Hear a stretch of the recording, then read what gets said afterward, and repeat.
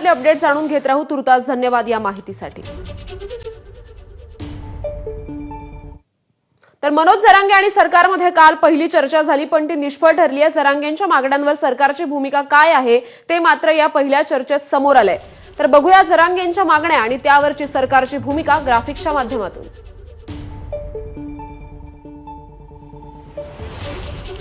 तर मराठ्यांना सरसकट कुणबी ठरवून आरक्षण द्या अशी मागणी जरांगे करतायत, परंतु सर्वांनाच कुणबी ठरवता येत नाही अशी भूमिका सरकारनं घेतली आहे.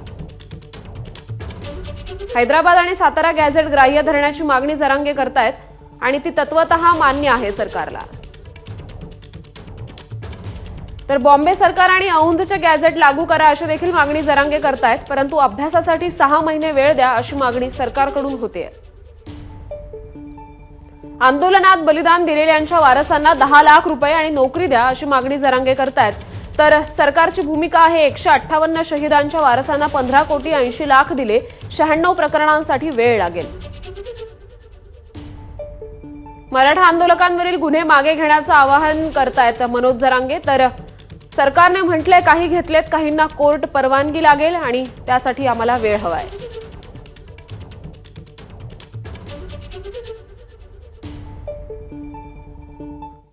तर मराठा आरक्षणाबाबत शरद पवारांनी एक खूप मोठं वक्तव्य केलंय. घटनेत बदल करण्याची भूमिका घेतली तरच आरक्षणाचा प्रश्न सुटू